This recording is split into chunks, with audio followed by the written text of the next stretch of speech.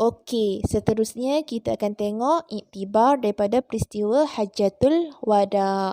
Okey, apa iktibar daripada peristiwa Hajjatul Wada? Apa yang kita boleh ambil pengajaran daripada peristiwa Hajjatul Wada? Okey, kita tengok. Yang pertama, kita hendaklah bersungguh-sungguh menunaikan sesuatu ibadat. Okey, jadi apa pun yang kita buat, ibadat apa pun yang kita buat, kita kena buat dengan sungguh-sungguh. Kita jangan buat sambil lewa. Kan? Contoh macam kita tunaikan solat, kita dirikan solat, kita kena dirikan solat dengan sungguh-sungguh. Kita kena khusyuk semasa solat, kita tak boleh fikir benda lain, kita kena fokus semasa solat. Jadi kita kena khusyuk, hanya mengingati Allah. Dan kalau nak lagi baik, untuk solat, kita boleh solat secara berjemaah bersama keluarga ataupun kita solat di masjid. Jadi, apa pun ibadah yang kita buat, kita kena buat dengan sungguh-sungguh. Puasa dengan sungguh-sungguh. Jangan buat sambil lewa sekadar cukup syarak saja. Contoh, bila puasa, kita perbanyakkan amalan sunat semasa puasa. Contohnya, macam kita boleh bersedekah, memperbanyakkan sedekah. Bila kita puasa, kita memperbanyakkan sedekah sebab kita nak pahala lebih. Okey, yang seterusnya, iktibar yang kita boleh ambil, kita mestilah menjadikan Al-Quran dan As-Sunnah sebagai panduan hidup. Okey, ni macam tadi. Macam yang Ustazah bagi tahu tadi, Al-Quran dan As-Sunnah ni, Al-Quran tu sendiri dah cukup lengkap. Apa yang kita nak, apa sahaja masalah kita boleh rujuk balik pada Al-Quran sebab dalam Al-Quran tu sendiri ada jawapannya. Kita yang kena rajin explore, rajin tadabbur Al-Quran. Okey? Jadi kita kena pegang kepada Al-Quran dan As-Sunnah. Sebab apa? Sebab Al-Quran dan As-Sunnah ni Rasulullah telah tinggalkan kepada kita untuk kita rujuk. Okey, kalau zaman dulu para sahabat boleh terus rujuk kepada Rasulullah, kan?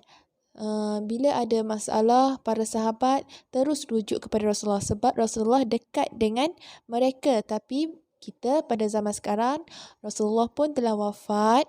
Jadi kita kena berpegang teguh dengan Al-Quran dan As-Sunnah. Kita kena jadikan Al-Quran dan As-Sunnah sebagai panduan hidup kita. Apa pun masalah kita rujuk balik pada Al-Quran. Kita tengok balik sunnah Nabi Muhammad sallallahu alaihi wasallam. Okey, yang ketiga, kita hendaklah mengasihi Nabi Muhammad sebagaimana Nabi mengasihi kita. Nampak tak? Nabi sangat kasih kepada kita. Jadi kita pun kenalah kasih kepada Nabi Muhammad sebagaimana Nabi Muhammad kasih kepada kita. Macam mana kita nak membuktikan kita ni kasih kepada Muhammad sallallahu alaihi wasallam?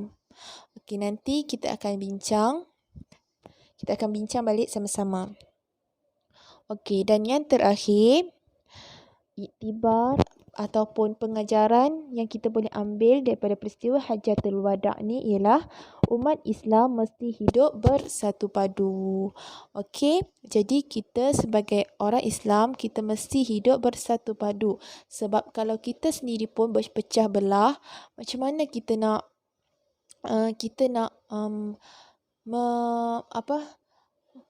memartabatkan agama kita sendiri. Kalau umat Islam sendiri pun berpecah belah, macam mana agama Islam tu nak berdiri kukuh, kan? Jadi, kita sebagai umat Islam, kita kena bersatu padu. Kita kena tolong-menolong bila ada orang Islam yang susah. Kita kena rajinkan, kita kena ringankan tangan kita untuk tolong. Jadi sesama jiran kita pun kita kena tolong, kita kena rajin tolong jiran-jiran kita, kan? Okey, jadi ini adalah antara iktibar daripada peristiwa Hajjatul Wada'. Sekarang Ustazah nak murid-murid berikan iktibar peristiwa Hajjatul Wada' yang lain selain daripada yang Ustazah berikan ni. Boleh tak? Berikan iktibar lain peristiwa Hajjatul Wada'. Iktibar peristiwa Hajjatul Wada' selain yang dinyatakan dalam slide ni. Cuba fikir dan nanti kita bincang dalam grup WhatsApp.